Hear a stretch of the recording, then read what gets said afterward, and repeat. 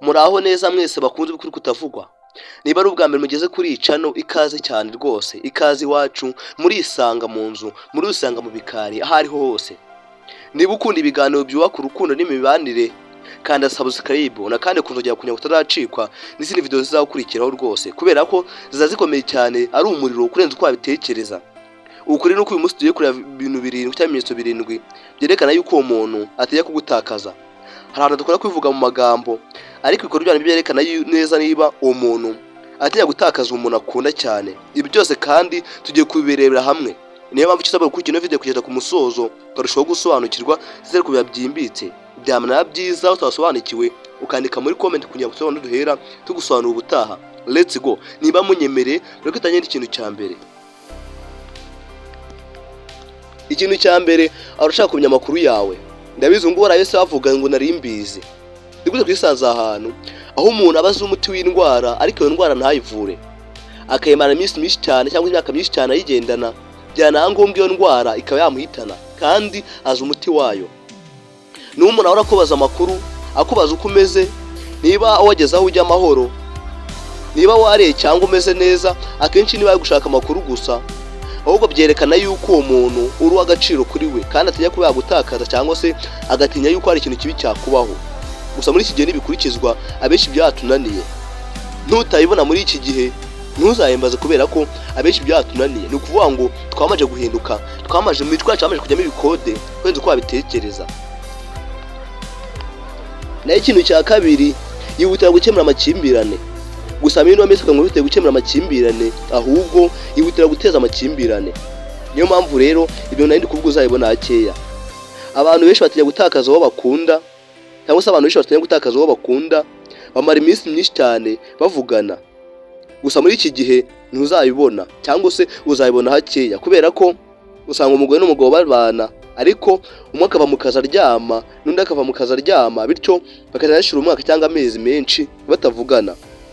Ruvuga ngo niba isi utayibona ntuzayimbaze kubera ko bibaho gakeya, gusa birakorwa. Ruvuga ngo iyo habayeho ikibazo, abo beza bageza kuba bagikemura kugira ngo bakomeze kubana neza. Bagikemura mu buryo bwiza kandi bakeka kukirengagiza. Baba bazi ko uburakari bwishi cyangwa uburakari bw'igihe kirekire bushobora gusenya urukundo mu gihe gito cyane. Gusa muri no minsi nibikurikizwa kubera ko buri wese ararakara kwenza uko abitekereza. Ariko kuri nuko tugomba kubahiriza amabwiriza, tugomba kwitonda, tukabana neza mu mahoro, tukagana tugasabana.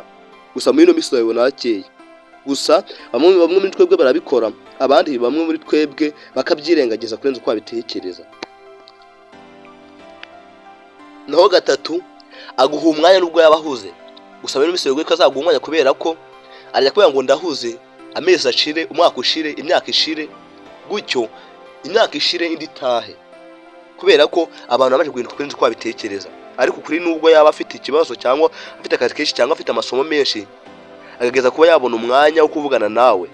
Nibura niba iminota mike cyane kubera ko bifite agaciro kuri wowe, kuko abatifuza ko uwo mwanya cyangwa se abatifuza ko yamenya yuko wamwirengagije.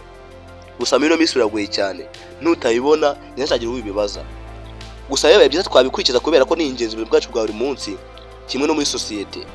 Gusa byaratunaniye. Naho ikintu cya kane, arakubaha kandi akenda kugukomeretsa. Gusa muri iki gihe abantu bose bishyira amategeko yabo, itegeko abantu bishyiriyeho, ngarakubabaza kandi agakora uko ashoboye kose ngagukomeretse. Gusa si ibyo kubera ko ntibyubaka habe namba. Biba byiza mwabyihorera cyangwa se twabyihorera, kubera ko ukuri nta muntu w'intungane wo 100%. Ariko umuntu yakora yagutakaza yitondera amagambo avuga hamwe n'ibikorwa bye. Yakoze ikosa remereye araryemera kimwe n'iryoroheje kandi agasaba imbabazi aho kwigira intungane. Bikuze cyisanze ahantu aho umuntu akora ikosa naryemere akumva ari mukuri, ahubwo ari kumugira inama uko umunyamakosa, ahubwo akabana gukubita. Bikuze twisanze ahantu. Gusa yebe byiza twabyora kubera ko mbere yuko bavuga yuko wakoze ikintu wajya umana ukicekinga neza ukari buri mukuri cyangwa uri mu makosa. Wasanga uri mu makosa ugasaba imbabazi, ariko muri iki gihe usanga uri mu makosa ugahita wigira umunyakuri. Bikuze twisanze ahantu.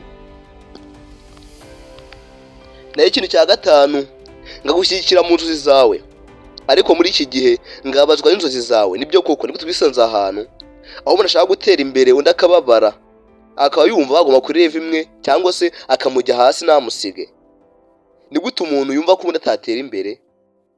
Sinzi ukuntu abantu twisanze ahantu rwose, ariko kuri iyo umuntu ajya kugutakaza, iyo ufite umushinga cyangwa intego ahora akubwira ngo komerezaho, kubera ko abashimishwa no kubona utera imbere cyangwa se no kukubona utera imbere, kubera ko abona ejo hazaza harimo we hamwe nawe mwese muri hamwe. Kandi ukuri nibyo rwose wakabyishimiye, kubera ko mwese mubona mugiye gutera imbere mu gihe gito cyane. Gusa muri kino gihe iyo umuntu agiye gutera imbere araraka kwenda uko abitekereza, kubera ko abonye nuko yabihagarika cyangwa se nuko yabikora ngo mwese mu bihombe, yabihagarika mwese mukabihomba cyangwa se mukamera kimwe, kubera ko ntabwo yifuza ko araho wagera habe namba. Gusa bibaye byiza arajya yifuriza undi ibintu byiza, wabona yatembera ukishima, kubera ko nawe ejo niwo uzakurikiraho. Gusa abenshi byatunaniye. Icya gatandatu, akugiriye ishyari rifite impaka. Ukuri ntabwo ari ishyari rigamije gufunga cyangwa kukubuza ubwisanzure, ahubwo yumva atifuza kukubura, bityo rimwe na rimwe bigatuma kwereka ko afite agaciro gakomeye kuri we.